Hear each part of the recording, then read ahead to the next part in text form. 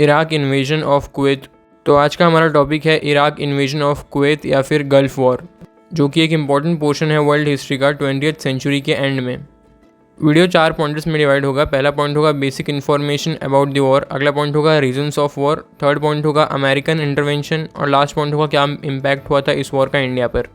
Point start करने से पहले आप तीनों कंट्रीज़ यानी कि इराक, ईरान और कुवैत को मैप में देख लीजिए, इनकी लोकेशंस क्या क्या हैं, ताकि आपको आगे की पॉइंट समझने में आसानी हो। एज आप देख सकते हैं मैप में तीनों कंट्रीज़ की जो ओपनिंग है सी में वो गल्फ ऑफ हार्मुस में होती है, जिसमें अगर किसी कंट्री के पास सबसे छोटा बॉर्डर है गल्फ़ में उतरने के लिए तो वो है इराक में। जैसा आप मैप में देख सकते हैं इराक की काफ़ी छोटी सी कोस्ट लाइन है गल्फ़ ऑफ हार्मुस में उतारने के लिए, वो भी ज़्यादा डीप कोस्ट नहीं है वहाँ की। अगर वो टाइम पे कौन सी गवर्नमेंट थी इन तीनों कंट्रीज़ में इसकी बात करें तो कुवैत में मोनार्की गवर्नमेंट थी, साथ ही में ईरान में जो है ईरानी रेवोल्यूशन हो चुका था तो अयतुल्ला खुमैनी की रेंज थी, और इराक में तो आप जानते हैं सद्दाम हुसैन जो कि इराकी डिक्टेटर था उसकी रूल चल रही थी। इसके पहले भी ईरान इराक वॉर में भी सद्दाम हुसैन ही पावर में था इराक में। अब basic information about the war इसकी बात करें तो 2 अगस्त 1990 को वॉर स्टार्ट हुई थी, जब इराक ने कुवैत पे इन्वेजन अपना स्टार्ट किया था और सिर्फ 2 दिन में कुवैत फॉल कर गया था और अगले 7 महीने तक इराकी आर्मी और सद्दाम हुसैन के कंट्रोल में था पूरा कुवैत, और जो कुवैत इन्वेजन था इराक का वो काफ़ी जल्दी सक्सेसफुल हो गया था। कैजुअलिटीज़ की बात करें तो इराक के साइड से 295 डेथ्स हुई थी और कुवैत के साइड से 420 डेथ्स हुई थी।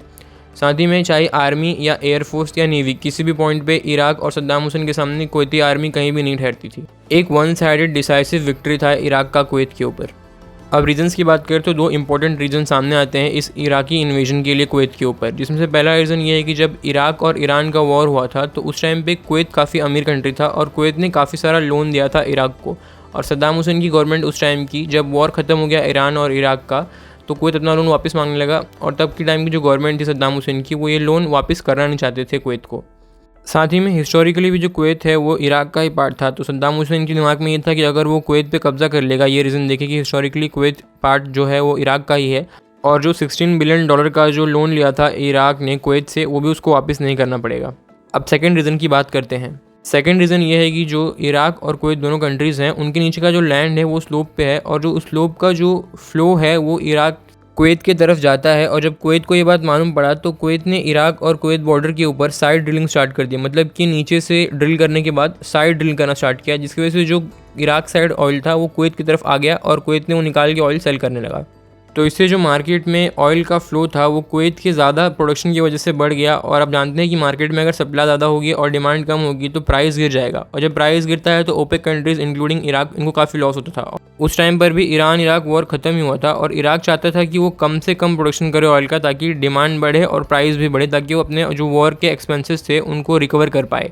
बट कुवैत के हाई सप्लाई ऑफ ऑयल की वजह से जो मार्केट था वो बिगड़ रहा था और इराक को फ़ायदा हो नहीं पा रहा था। साथ ही में जब इराक को और सद्दाम हुसैन को मालूम पड़ा इस साइड ड्रिलिंग के बारे में तो उन्होंने कुवैती अथॉरिटीज़ को धमकाया कि अगर ऐसे ही करता रहा कुवैत तो वो कुवैत को इन्वेड कर देगा। इराक और सद्दाम हुसैन की इस धमकी के बाद कुवैत मान गया नेगोशिएशन टेबल पे आने के लिए और नेगोशिएट करने के लिए क्या डील करना है इराक और कुवैत को। साथ ही में कुवैत इस बात के लिए भी रेडी हो गया कि अब तक जितना भी ऑयल कुवैत ने निकाल के बेचा था उसके लिए वो रिकवरी और कंपनसेशन दे देगा इराक को। ये नेगोशिएशन अमेरिका के मीडिएशन में हो रहा था, जिसमें इराक ने कुवैत से डिमांड किया $10 बिलियन का as a refund for the oil exported by the Kuwait, but जो कुवैत था वो सिर्फ रेडी हुआ $9 बिलियन के लिए। कुछ टाइम तक डील हुआ बट कुवैत माना नहीं, वो $9 बिलियन पे अटका रहा और इराक ने $1 बिलियन के लिए नेगोशिएशन टेबल से हट गया और वॉर डिक्लेयर कर दी कुवैत के ऊपर। इन्वेजन स्टार्ट होते मान ही 2 दिन के अंदर पूरे कुवैत को इराक ने कंट्रोल में ले लिया और वहाँ की जो रॉयल फैमिली थी वो वहाँ से भाग गए सऊदी अरेबिया, और जो कुवैती आर्मी थी वो इतनी कुछ स्ट्रॉन्ग थी नहीं कि वो कुछ ज़्यादा रेजिस्टेंस दिखा पाती इराक के सामने। अब बात करते हैं अमेरिकन इंटरवेंशन के बारे में। देखिए कुवैत और इराक की इस वॉर में अमेरिका का कोई डायरेक्ट रोल नहीं था, बट जब कुवैत के ऊपर कंट्रोल हो गया इराक का तो सऊदी अरेबिया और यूएई जो कि ऑल वेदर अमेरिकन एलाइज है मिडिल ईस्ट में, अगला नंबर इराक और सद्दाम हुसैन का इनके ऊपर ही होगा जब इनके ऊपर वो अटैक करके इनके ऊपर भी कब्जा कर लेगा। ऐसी इनकी आर्मी भी उस टाइम पे कुछ खास स्ट्रॉन्ग नहीं थी। आप सिर्फ नंबर्स के मामले में देखेंगे तो उस टाइम पे इराक के पास वर्ल्ड की 4th लार्जेस्ट स्टैंडिंग आर्मी थी। तो इन दोनों मिडिल ईस्टर्न कंट्रीज़ के अंदर ये डर आ गया था कि अगला इन्वेजन इनके ऊपर ही होगा, और इन्होंने अमेरिका से इंटरवीन करने के लिए बोला। अमेरिका ने यूएन के थ्रू इंटरवेंशन किया इस बार, जिसमें अमेरिका ने यूएन की सिक्योरिटी काउंसिल में ये रेजोल्यूशन पास करवाया कि इराक में मिलिट्री इंटरवेंशन करना चाहता है अमेरिका, और इसके लिए रेडी भी हो गए सारे ही नेटो अलाइज तो रेडी होंगे ही, बट साथ में जो और भी परमानेंट मेंबर्स थे यूएन के सिक्योरिटी काउंसिल के मेंबर्स वो भी रेडी हो गए थे। एक कोलिशन आर्मी बनाई गई जिसमें अमेरिका के साथ साथ 29 कंट्रीज़ की आर्मी थी। पूरे इस मिलिट्री इंटरवेंशन को 2 ऑपरेशंस में डिवाइड किया गया, जिसमें से पहला ऑपरेशन का नाम था ऑपरेशन डेजर्ट शील्ड, जिसके अंदर अमेरिका और उसके अलाइज ने यूएई और सऊदी अरेबिया के पास अपनी पूरी आर्मी एयरफोर्स को इकट्ठा किया। और सेकंड ऑपरेशन का नाम था ऑपरेशन डेजर्ट स्टॉर्म, जिसके अंदर उन्होंने मिलिट्री इंटरवेंशन स्टार्ट किया। अगर आप इसे एक मिलिट्री पॉइंट ऑफ व्यू से देखेंगे तो one of the most successful operation था, जिसमें मिनिमम लॉस के साथ साथ अमेरिका के सारे ही ऑब्जेक्टिव्स जो थे वो अचीव कर लिए, जो कि थे independence of Kuwait, check Iraq को कंट्रोल में करना, चेक इराकी मिलिट्री को वीक करना, चेक सद्दाम हुसैन को पावर में हटाना। हालांकि ये डायरेक्ट ऑब्जेक्टिव नहीं था, बट ये अचीव भी नहीं हो पाया, जिसे आगे डिस्कस करेंगे। अमेरिका और उसकी अलायंस की फोर्सेस ने कैसे इस ऑपरेशन को ग्राउंड पे एग्जीक्यूट किया, इसे थोड़ा समझते हैं। तो देखिए, जो अमेरिका का बेस्ट पार्टनर है मिडिल ईस्ट में, सऊदी अरेबिया, वहाँ पे जब अमेरिकन एयरफोर्स आ गई तो कंटिन्यूसली 30 डेज तक एरियल बॉम्बिंग की गई इराक की, बिना एक भी ग्राउंड सोल्जर को भेजे। सिर्फ एयर के थ्रू इराक के इंफ्रास्ट्रक्चर को टारगेट किया गया, चाहे इराकी कम्युनिकेशन सिस्टम हो, रोड्स हो, रेल हो, हर एक पार्ट को टारगेट किया गया, ताकि इराक को अंदर से पैरालाइज कर दिया जाए और उसकी आर्मी की मूवमेंट हो ही ना पाए। लेटर स्विफ्ट ग्राउंड इन्वेजन करके बगदाद के ऊपर कंट्रोल कर लिया था अमेरिकन ने। ऐसी ग्राउंड के ऊपर जो बॉम्बिंग हुई थी वो इतनी ज़्यादा हुई थी कि जो अमेरिकन फोर्सेस थे उनको 10 दिन भी नहीं लगा बगदाद तक पहुंचने में। अब आपके माइंड में आ रहा होगा कि अगर बगदाद तक पहुंच ही गया था अमेरिका, तो सद्दाम हुसैन को एग्जीक्यूट क्यों नहीं किया। देखिए, अमेरिका का ये प्लान था कि अगर वो सद्दाम हुसैन को अभी एग्जीक्यूट कर देगा तो इराक के अंदर एक पावर वैक्यूम बन जाएगा, जिसकी वजह से इराक में सिविल वॉर भी स्टार्ट हो सकती है और कई सारे सिविलियन डेथ होगी, जिसके लिए कोई और नहीं वर्ल्ड में रिस्पॉन्सिबल होगा, अमेरिका ही। तो अमेरिका ने ये प्लान किया था कि देखिए, साउथ साइड से तो अमेरिकन और अलायंस की फोर्सेस अटैक कर रही थी, और जो नॉर्थ साइड था इराक का, वहाँ से कुर्द लोग, यानी जिनको कुर्दिस्तान कंट्री अपनी चाहिए, उनके ऊपर भी सद्दाम हुसैन ने काफ़ी सारे एट्रोसिटीज़ किए थे, वो अटैक कर रहे थे और काफ़ी अच्छे तरीके से अटैक कर रहे थे, ऐसे कि उनको काफ़ी बढ़त भी मिल रही थी वॉर के ऊपर ऑन ग्राउंड। और अमेरिका को लगा कि हम अभी सपोर्ट तो कर ही रहे हैं कुर्दों को, और जब कुर्द कंट्रोल कर लेंगे बगदाद को तो वो खुद ही सद्दाम हुसैन को एग्जीक्यूट कर देंगे और अमेरिका के ऊपर नाम भी नहीं आएगा इसका। बट हुआ उल्टा ही, जब अमेरिका गया सद्दाम हुसैन को छोड़ के इराक से, तो उसने कुर्दों के ऊपर और ज़्यादा फोर्स से अटैक किया और कुर्दों को और पीछे ढकेल के ख़त्म ही कर दिया ऑलमोस्ट इराक से। हालांकि फिर से कुर्दों ने अपने आप को रीग्रुप किया और आज एक सिग्निफिकेंट पॉपुलेशन है इराक में कुर्द लोगों की।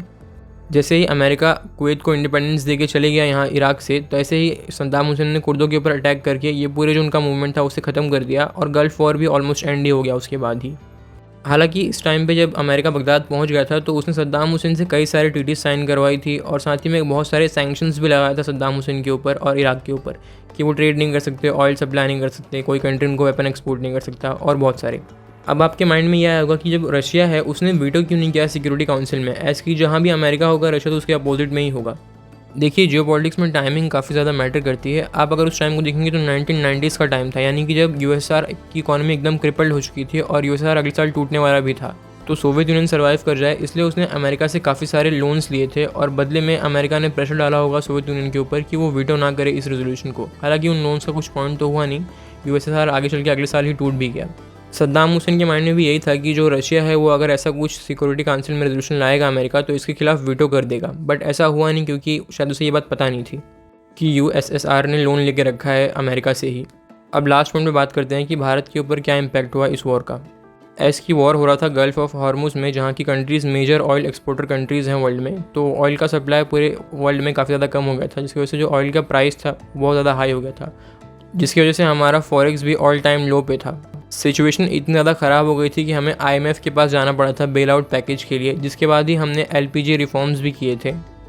LPG यानी कि लिबरलाइजेशन, प्राइवेटाइजेशन और ग्लोबलाइजेशन, जो कि हमसे चाइना ने 2 डिकेड पहले ही कर लिया था और आज ही उसका डिफरेंस देखते हैं कि आप कहीं भी कंपेयर करेंगे इंडियन और चाइनीज़ इकोनॉमी की, तो हमारी इकोनॉमी ऑलमोस्ट 15 to 20 ईयर्स पीछे ही है। और इस पॉइंट को हमारे external minister doctor S Jaishankar साहब ने भी पॉइंट आउट किया था कि हमने कैसे 1 to 1.5 डिकेड लेट किया LPG रिफॉर्म्स, एकदम मजबूरी में आके हमें ये रिफॉर्म किए थे। ऐसे कि बिना इन रिफॉर्म्स के हमें IMF का पैकेज नहीं मिलता। और साथ ही में मैं भी उनकी इस बात से पूरी तरह सहमत हूँ कि हमें काफ़ी ज़्यादा लेट कर दिया था LPG रिफॉर्म्स में in comparison to our rival China. At least 1 decade पहले ही हमें LPG रिफॉर्म्स कर देने चाहिए थे, तो आज हमारी इकॉनमी कुछ और ही होती।